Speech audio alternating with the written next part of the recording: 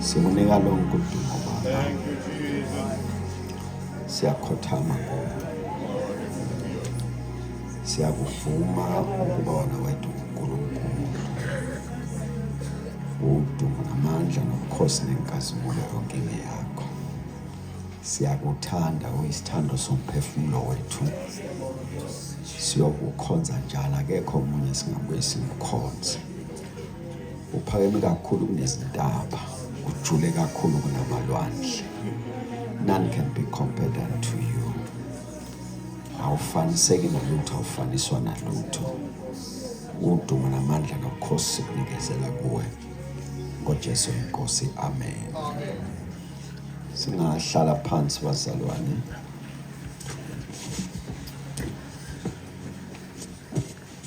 Ngiyobonga ngani Nkosi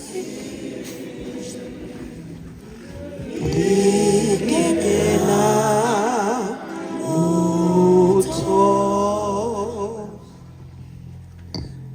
mangithethe lethuba ngihloniphe ubaba uHlokovu umphathi walombono osiqoqele kule ntaba. Ngihloniphe umndeni wakhe,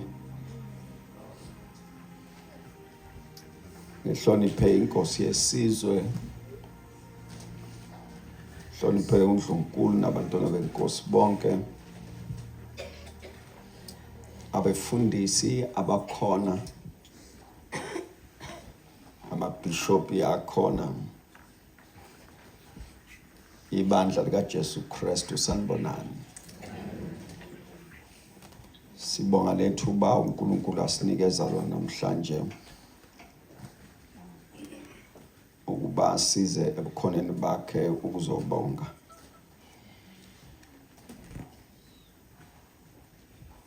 Ivesi ngiliphethe bazalwane elinama-point awu-4.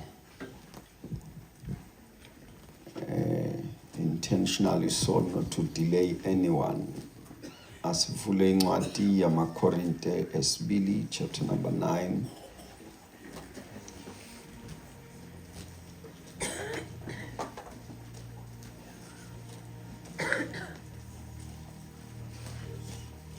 Sizofunda nje ivesi libelinye. amaKorinte esibili chapter number 9.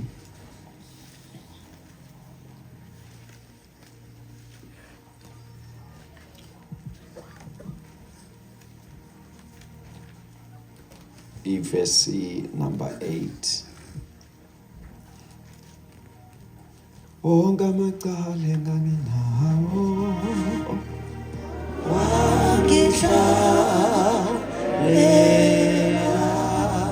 Sibonga ukuhlawulela zonke izona ngasenzayo.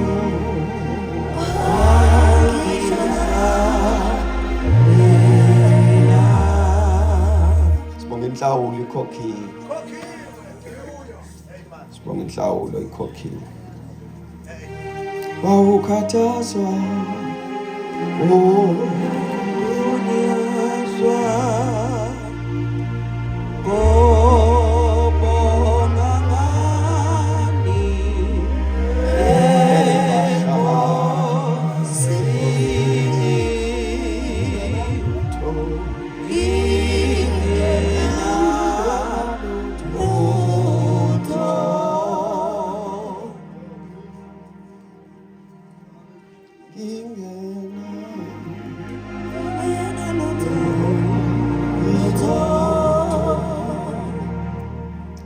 ngicela ningifundele kwelesizulu ivesi lika 8.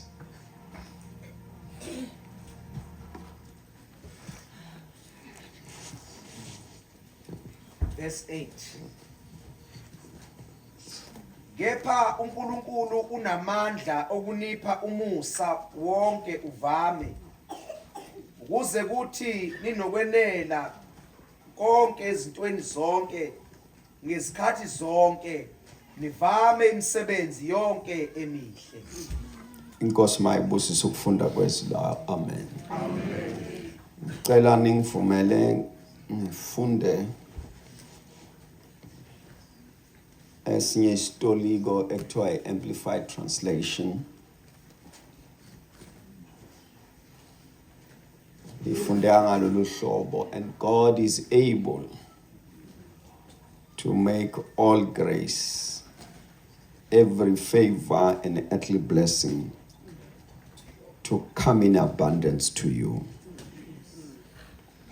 so that you may always, under all circumstances, regardless of the need, have complete sufficiency in everything.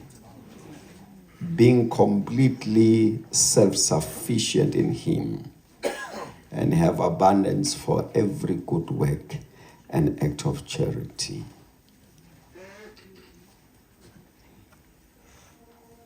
Hlobovu ma ihlezi unezinto ezintathu okuwumthandazo wami ukuthi inkosi ngathi ngasisiza as we continue gathering into this mountain. Sibe imthandazo sithandaza isineke. Eyokuqala ibandla liphelelwe umoya we-evangelism. They are no longer interested in soul winning.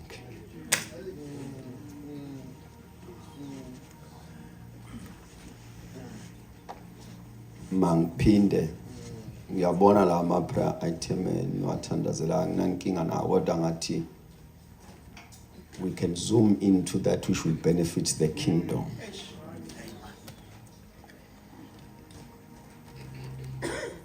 Isizathu Hlobovu ngicela ngikhulume nabo bonke kodwa kuba ngathi sikhuluma sobabili. Isizathu ukuthi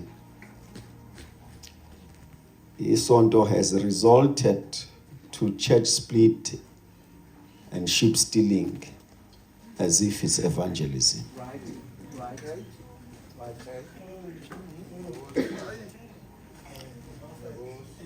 Ngiyacela ningivumele nje kule ntaba ngikhulunyiswa abasezulwini. Yes.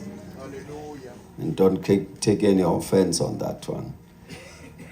Alikho ibandla elanda ngokuncipha kwelinye. Yes. Alandanga.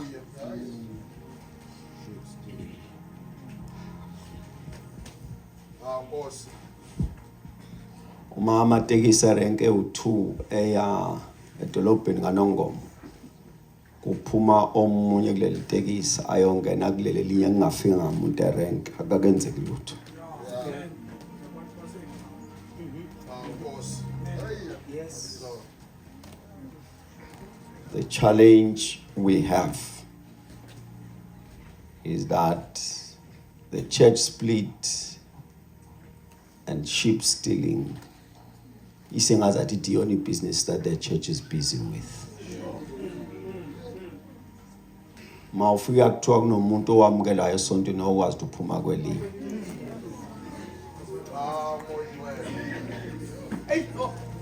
This is the danger. If that's the case, kushuthi siyabogcina abasindisiwe.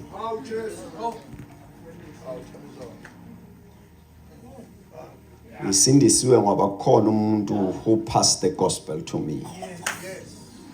Ngaba ngisindiswanga. Yes. Khona umuntu owafika ngishumayeza.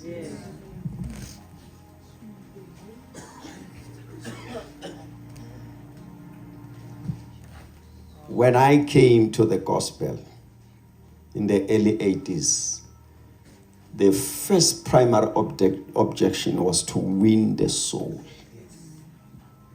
Wawucela ukuthiwa ofakaze kumngane wakho. There was a joy ukuthi esontweni kunomuntu that you led to the Lord. Amen.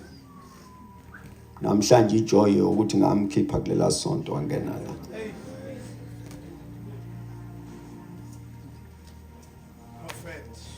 We are silengela eweni lokuphelelwa abasindisiwe. Ngoba laba abasindisiwe, they don't want to pass this salvation. Khona into ethi kwena lo kwasindiswa wena sekwanele. Into osuyidinga, imoto, umuzi, umshado, imali sekwanele. My question is that mase ungasekho ubani uyosala thu Jesu inkosi.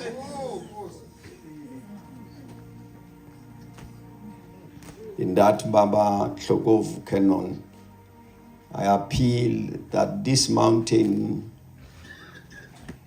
be a reservoir that will bring revival for evangelism. Amen. Hallelujah. Hallelujah. The second thing we should be a serious prayer item Hlokovu is consciousness for eternity. Umzimba kaKristu awusena unembeza wenguna phakade. We behave as if we have come to an end.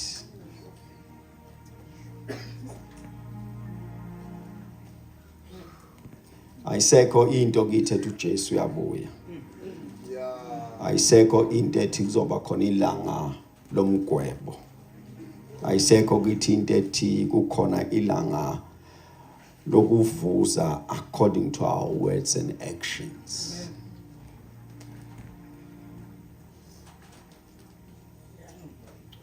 If there's a sad thing about the church is that everything is normal. Hence Paul had to say to the Corinthians church, I konke kuvunyelwa ukuthi nje akusizi lutho.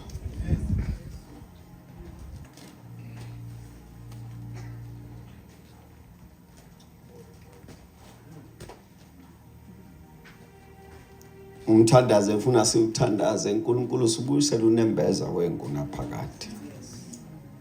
Whilst we prospering kodwa sazi ukuthi indlela iphelele empumelelweni. Ekugcineni simelwe sibe phambi kwehlalo sobukhosi. Kube lona lo yazilanda. This I say because nabasishiyile endlini kaNkulunkulu nabaxovile izinto. Into yokuqala nje abayibulalayo unembeza wenguna phakade. Wathi omunye khulunywa naye kuthiwa kodwa uyayazi lento ayisiqiniso. Wathi no ngiyayazi kahle ukuthi akulona iqiniso. Kwase kuthiwa kodwa uthini-ke ngezulu. Wathi uNkulunkulu akancane ahlale yedwa lapho kunokuthi ngihlupheke la. The consciousness of eternity. I pray ukuthi uNkulunkulu asilekelele akakhulukazi kuthina ababiziweyo ukuthi indlala ingasiqedele unembeza wenguna phakade.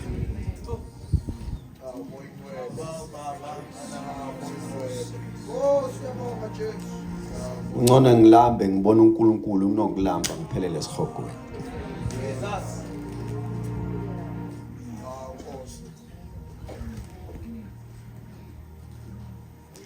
Sishunyazwe amakhehla ehlabelela ingoma yathi yakusiza ntoni na ukozozizwe lonke ulahlekelwe umphefumulo wakho bese bathi buyela kuThixo uzuzukuphila uhlanjululwe umphefumulo wakho. Hallelujah. Hallelujah. Hallelujah. uNkulunkulu akasisize singalahlekelwa unembeza wengona phakade. Manje ungabuzwa kuthiwa what is your primary objective as a child of God? I pray to God ukuthi angathi ungaba naso isibindi ukuthi kuze kube phakade nihlale naye. Thina sesifuna ukuhlala sodwa.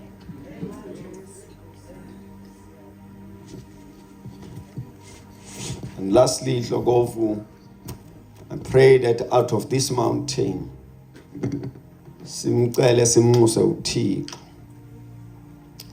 asisize ngemfundiso eqinileyo yebandla, the doctrinal biblical doctrine, because kunezinto ofuna sizi addresse kulesikhathi sezihlakaniphi. Isidomo ngeke sisalunge epulpit manje.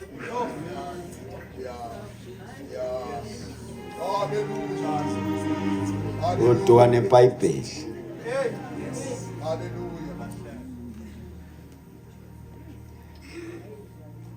And this biblical doctrine that the church must revive and zoom into it and strengthen it.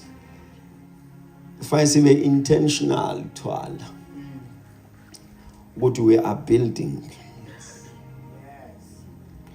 I say sermon yokunconywa manje. Hallelujah. Every sermon must change somebody's life. Hallelujah. Hallelujah. Akusambiwa mgodi. Khona isikhathi akuthiwa wahamba umgodi, asimbi umgodi now. Every sermon must change somebody's life. You must come to a level la uhlala ulungele ukubaphendula. Abakubuza ngethembe likuwe. And thus will call us as a church. And then this mountain, Baba Hlokovu, kuba sithandaze siqinise ukuthi uNkulunkulu asesiza sonke thina sime pulpit. There are fundamental things that we must address. Because the generation you are preaching in Befundis Bam, yama philosophy, yama intellectuals, born intellectuals. Currently, we are dealing with a force strong by Bizavuti, the African spirituality. Yes. Manje ngeke lento nje uvele usukele nje ngoba baza ukudida ababishop lawo uthi ubani lo wasentashini.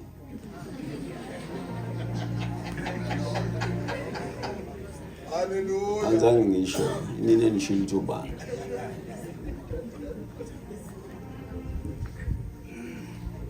The time and the era we are living in,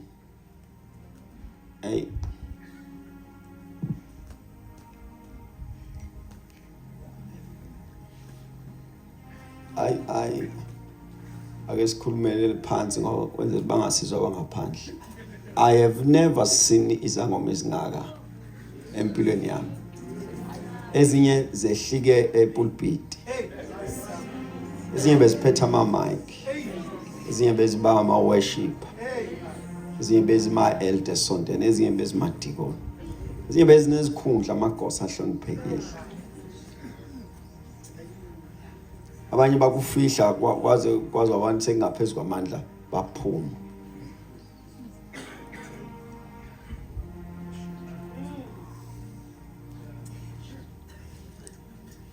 Manje ke mina angibe honest, ngiyababongela abanende babe njalo bese beyaphuma kunalabo bacasha phakathi kwethu. Bese kuba worse ngalabo abahlala phakathi kwethu bese befuna indlela yokusichazela ukuze si understand ukuthi this is also part of us.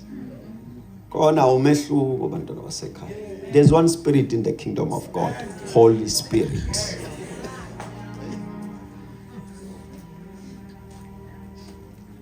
The time we are in Hlokovu, ufuna sithandaze. Enye nje into ebanga ukuthi abantu badideke kalulu ukuthi let alone ukuthi kungathi sekuyifashion manje lento yabo. Ngoba hamba umuntu ephethwe ikhanda abuye segqizile. Ayabona ngumkhuba thizeni. Manje kufuna thina njengebandla sisho ukuthi simiphi.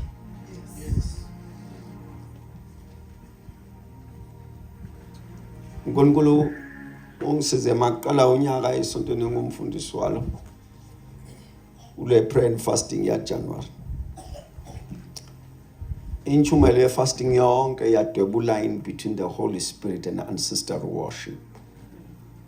Base beyahamba abanye esontweni. Ngajabula ukuthi okay sesiyazi sihamba nobani.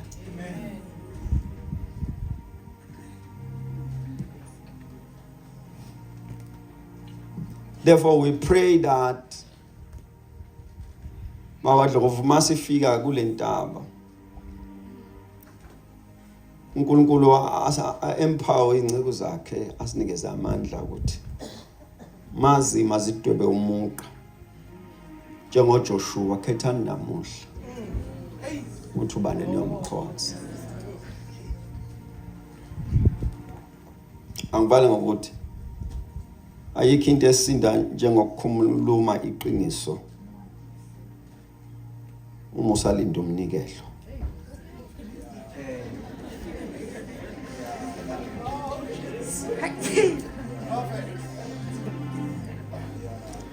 Siyacela uNkulunkulu osezulwini asizwele nabathandaza abathandaze baqinise zingalambi inceke zenkosi ngoba one of the things edayise ngeqiniso indlala.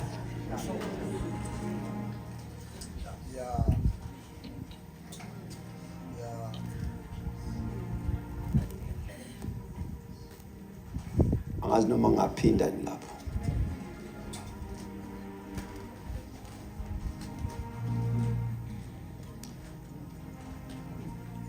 I make an appeal baba again. Emthandazweni enziwa kule ntaba sizikhumbule lezi zinto evangelism because yona besibona kuyona ama signs and wonders. Amen. Healing and genuine deliverance. Hayi lo mdlalo ngibangake ngifaka obani nangakusasa ngibangake ngifaka obani same person thina siwazi lo sazi umuntu ethandazela kanye aphile for good. Sendiqibile asibuyele evesini Jehovah, I make an appeal again. Evangelism, biblical doctrines, consciousness of eternity. Bilona lo nje osezibize ngomntwana kaNkulunkulu abe novalo. Angazi masiphendwa angazi yabuya zonke le ngoma hlokovu manje zindala. Inguna phakade inguna phakade inguna phakade inguna weno yo uyo lichithela phina inguna phakade wena wenu yo uyolichithe awengona uNkulunkulu akasilethele lo mvuselelo consciousness of eternity sizoba nakho konke abantwana basekhaya kodwa ekugcineni sobe siphambi kwehlalo sobukhosi soba nakho konke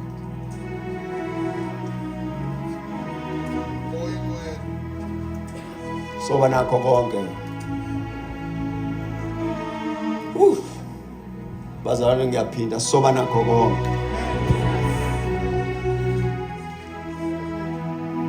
kodwa ekugcineni simele ukuma phambi kwehlalo sobukhosi ubulona lo yazilandi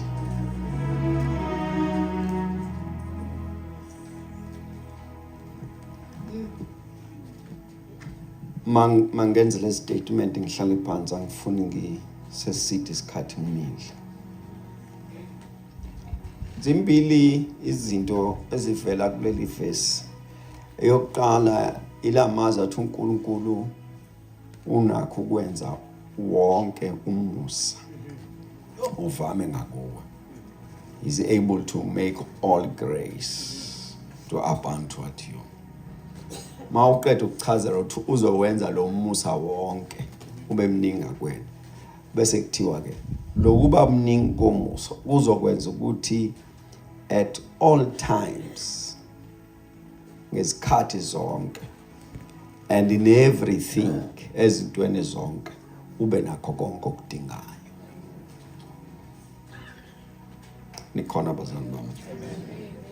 Kuthiwa uNkulunkulu uzowenza lo musa ube mningi ngakuwe.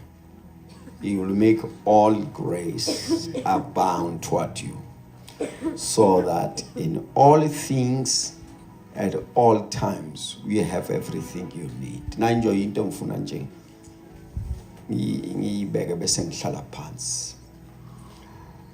Manje ke ngifuna ukubheka eduze ngokwe translation lesifundayo ukuthi ngampela isinikeza siphi isithombe somusa. Nasi statement engisitholile ukuthi umusa it is the ability to excel. Uthi uNkulunkulu at all times in all things you have all things that you need. Ngezikhathi zonke eyintweni zonke unakho konke okudingayo. So this is to say la kunomusa khona you shall excel. Yes. Usho ukuthi umusa uzothi lokho ongaqeqeshelwa ngakona thina sesingena kuleyo ndawo ukukwenzela kube sengathi nawo walithola uqeqesho. It is the ability to excel. Kuzothiwa ngamanye amazwi kuzothiwa makubhekwa iCV yakho kubheka nemphumelo nayo kuthiwa iCV ingathi ishona ngaphansi imphumela ingaphezulu bese kubona ukuthi kusho ukuthi sekukhona an extended help. Lo sizo kuthiwa umusa. Nikhona bazalwane bami. Ngamanye amazwi uNkulunkulu uthi ngizokwenza ukuthi wherever you show up kube khona umusa, so that ma kunesidingo ungenelele umusa. Okwesibili mangibuka ngokwe statement saleli verse lento yomusa uNkulunkulu ke ungaza thithi lapha ngomlomo kaPaul uthi I will give you the ability to have results beyond your ability. Uthi ngizokwenza ube nemphumela edlula amandla akho. This is to say uma kuthiwa impilo yonke kulesibongo imala nonke impilo yeni ifika imela uthiwa ke umusa mose ufikile kuzoqala ngawo uthi kube khona umuntu obreak limitation. Amazwi yonke lento yahlula okhokho awusahluleki kuwena yahlula omkhulu yahlula oyihlo ngenxa yomusa. Ngenxa nje umusa ophezulu kwakho wenza into engaphezulu kwamandla. Kusho ukuthi akunandaba ukuthi ngokwesimo sasesigodini sangakithi uhamba kuphelela. Umusa uthi awuyena osesigodini wasemseni. Ngokwempilo yala into yakhona ihambe ifika ibambeke la noma ngabe uyaphusha kodwa mawufika la ufika ubambeke bese kuthiwa no wena siyakhipha kuleyo list sikufaka elistini yomusa yona engabambeki. Nikhona kodwa bazalwane bami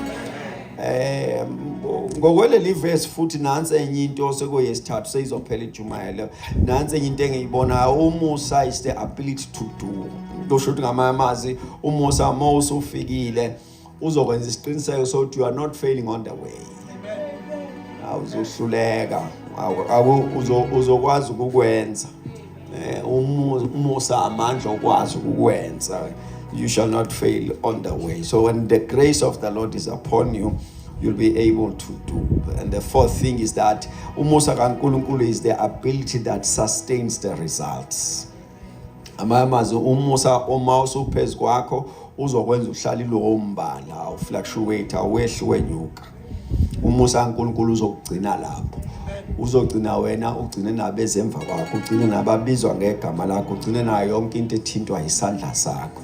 Uthi ke umpostoli Paul uNkulunkulu is able to make all grace unakho ukwenza ukuthi wonke umusa uvame ngakuwe. so that noma yini noma isikhathi sini unakho ukukwazi ukwenza. Nikhona abazana bami? Ukhonde egalanto uNkulunkulu uthe makakubuka wathi kambe ngizokwenza njani ngalo? Wathi angemnikeza ubusa so that noma ngabe uphonsa kalaphi. Noma ngabe uzithola esenini utholakale kwazi ukwenza. Bazane nikhona kodwa uNkulunkulu uthi into engizoyenza nje ngawe ngizakuphonsa ngiphonsele umusa. And note that ngokwama record uthi uNkulunkulu will make all grace. Ushuthi uNkulunkulu knows that when you come to a particular season of life, what kind of grace you need. Uthi I've made it available. When you face challenges, what kind of grace you need. Uthi it has been made available. Akathi uzocela kumina uthi ukhona.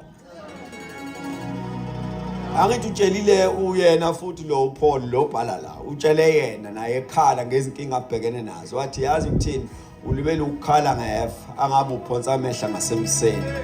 Because umusa wami is sufficient in the midst of your crisis. Kodwa ngenze isiqiniseko sokuthi awukhali wedwa ukhali usemseni. Emekwe nje obhekene nayo Paul ngiyamangala ukuthi ungaluku umemeza indaba yeva ngoba ukuba kuya ngeva ngabe sowufile.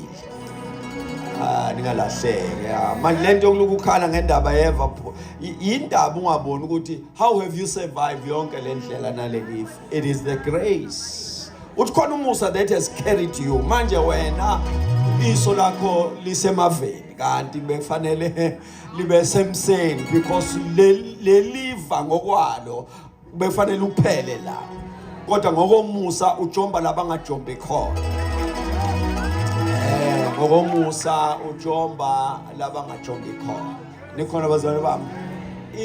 Bazalwane bami na into nje ayingosi yami singashumayeli kakhulu ngisabheke eShepstone njengoba ngibhekile nje kufanele ngibe sengisekhaya ekseni. Lalani bantwana basekhaya uthi uNkulunkulu I'll make grace available for you. Ngizokwenza wherever you show up kuzoba sengaza thithi umbathe into eyelo phakathi kwabagqoke ezimnyama.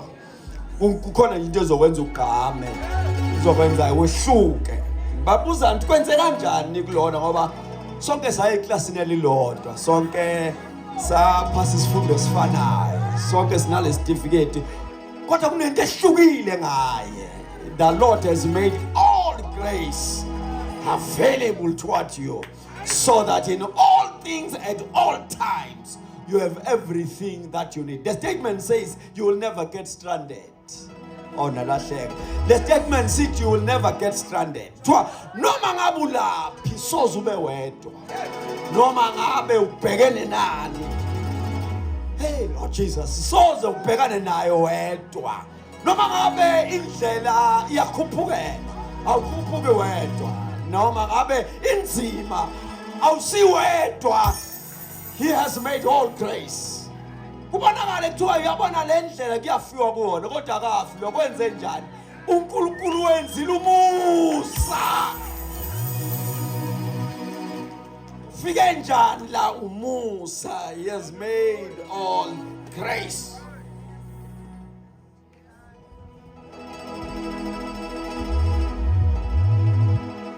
Now uma lo musa awenza uNkulunkulu upon your life amfuna nje ubone nje nazi izinto zisiza. Because of this grace shooting in your life limitations are nullified. Mangphinde, this is to say into your life ayiseke imkhawulo. Because this grace has come to change everything. And second thing, when this grace has come upon your life, it changes the history. Umlando uyashintsha. Nikhona bazana bami. Lo musa meke wafika nje umlando uyashintsha. Noma ngabe bekwazi ukuthi uhamba kanje kodwa ngoba sekufike lo musa izinto ziyashintsha. Lo musa mawusufikile wenza isiqiniseko ukuthi awusavimbeki. Awuvinjwa na amaphutha akho, awuvinjwa na ukwehluleka kwakho. Mangiqale phansi uma lo musa uke wafika nje into your life amaphutho owenza awasakuvimbi. Nokuhluleka ama-consequences of your failures awasabonakali kuwena. Kunento engasakhombekali kuwena because the grace has come upon your life. Uthi ke uNkulunkulu ke uMpostoli Paul uthi uwenza lo musa ube available. He has made all grace available. Ukhona umusa that has been made available. Uma ulontshwa lentaba usobaba wakhuluma amazwi strong. Wathi lithini legama lesizulu?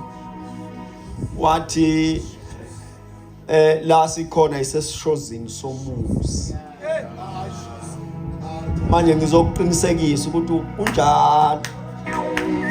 All grace has been made available.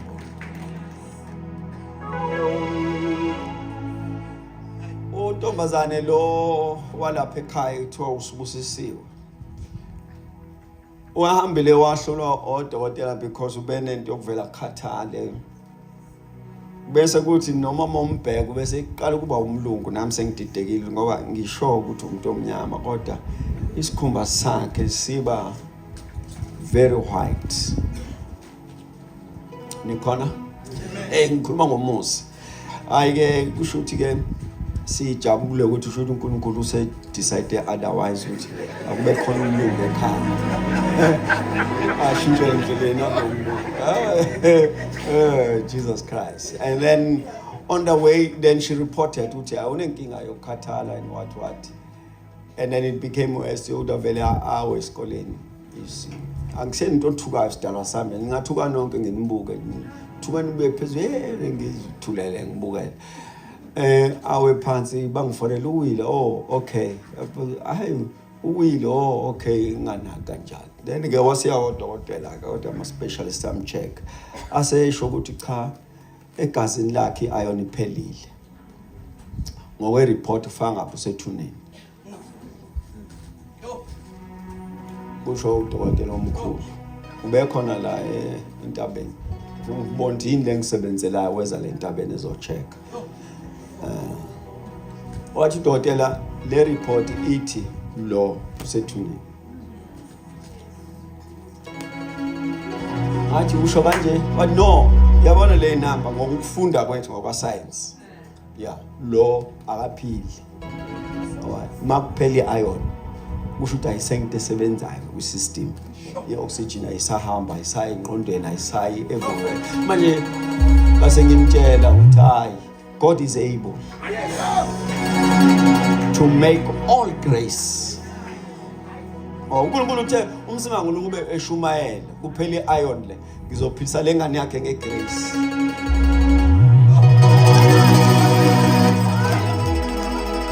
There is an available grace. Namhlanje ngizomemezela kunomusa that is available. So ukukhala uthwala izandla ekhali yeke leyo nto. Womemeza umusa. uNkulunkulu is able to make all grace at all times and in everything to abound toward you.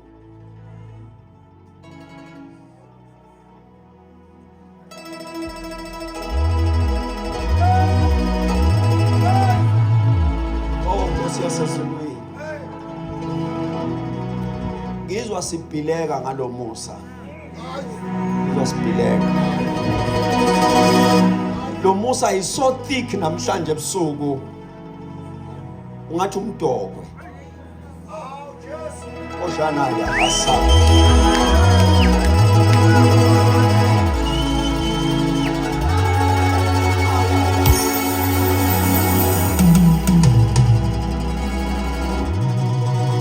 Ngizwa sibisha emseni. Izudaka lomusa khonana sana yasha. Elia asoba ha. Uzophuma ungafani namhlanje. Nanku umusa. La no shana sa. Kona khulumusa namhlanje bantwana basekhaya. Umnikazi wespeaker ungixolele. Kodwa nakule speaker kwehlela lo musa. Mawuphuma uphuma namhlanje uzofana njengomuntu ogcotshwe ngogrease.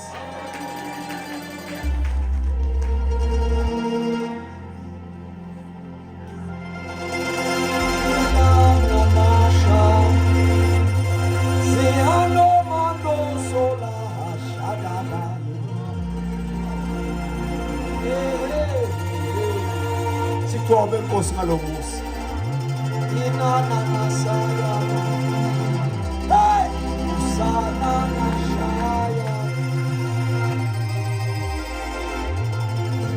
Bona kususa omunye kubeka ngala, thatha omunye kuyaphakanyisa. Bona nana mandulo shala. Oh, ngizwa ifu lomusa. Elia anosha.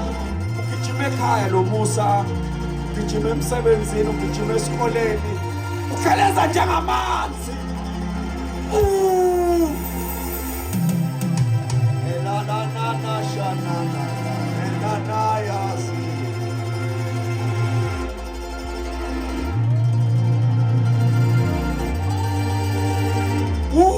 Shababababababa. Uyawuphuma ungafani namhlanje, uyawuphuma ungafani, uyawuphuma ungafani. Nanku lo Musa, God is able to make all grace abound toward you, so that at all times, in everything, you have all you need. Namhlanje uzonikwa konke okudingayo. Usetshenzela uMusa. Usajuluka uzosetshenzela uMusa. Usathwala kanzima uzosetshenzela uMusa. Na impendulo. Grace has come strong upon your life.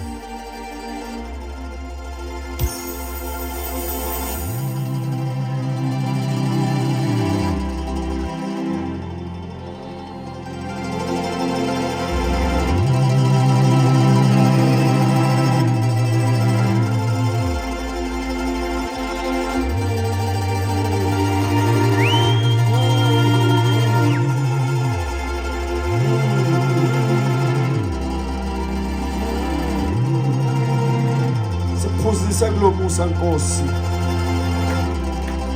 Sekulo Oshamando Dosiala. Oh, la Shidea Adola Laga. Let's do that song. Asha Tinia Ados Adia Adasha. Let us all pray. Siabonga Baba. Musa wako sana. Onana shanaya. Siabonga Jesu. Maspuma la. Alalwa nana sempetu Musa. Kosha. Swahumtolala. Into a place that has made us to be a target for this grace.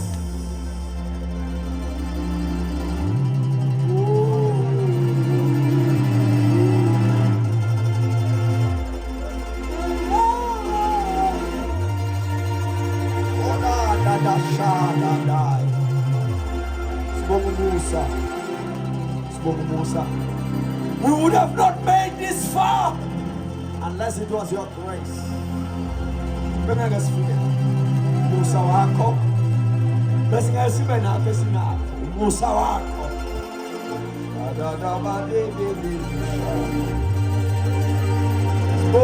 Musa wako. Musa.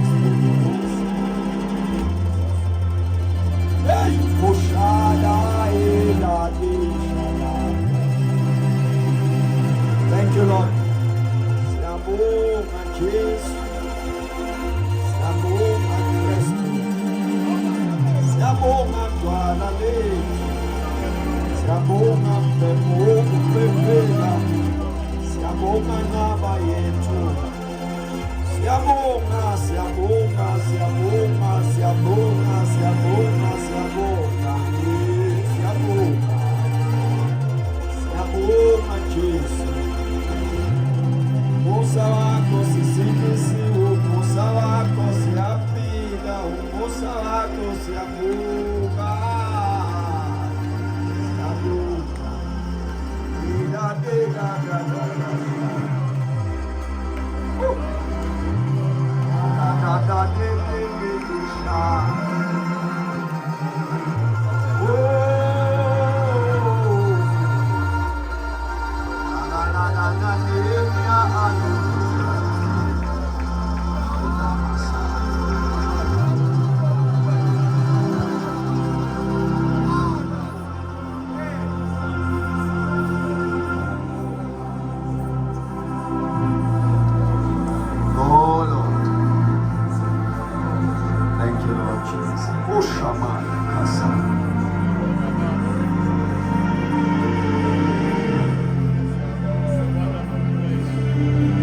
Thank you, Lord. We give you praise, Lord. We worship you.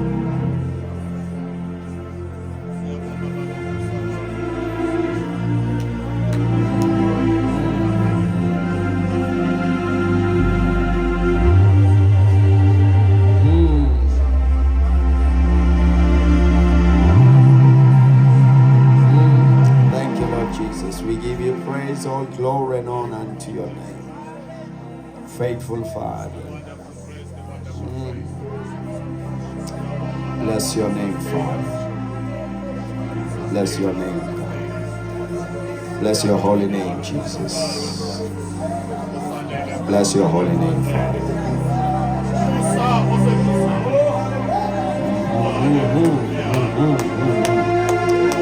Glory and honor is unto your name.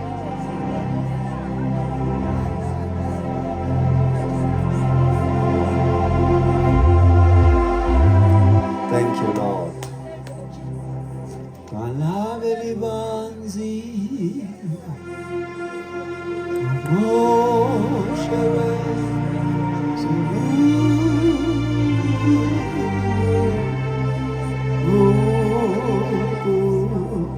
Pila.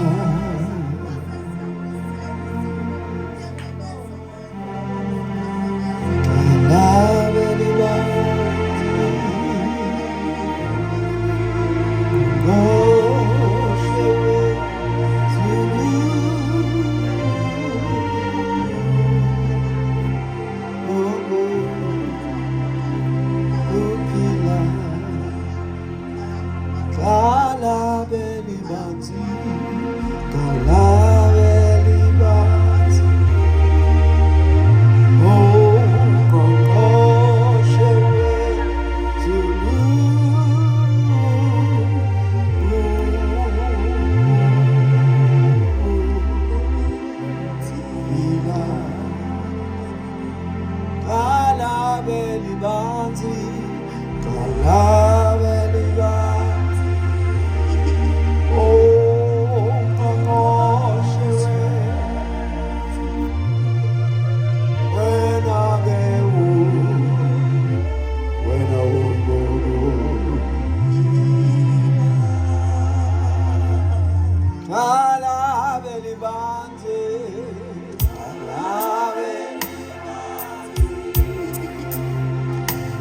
Oh,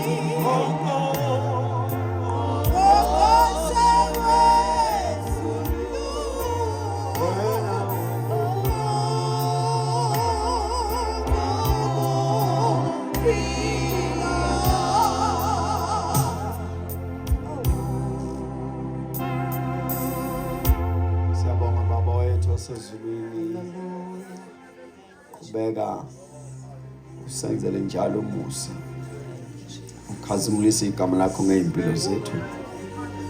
Wona wonke umusa oyosenzela wona, thina siyawubuya sizokubonga njalo. Dumo namandla nobukhosi bokufanele ngoJesu inkosi. Amen.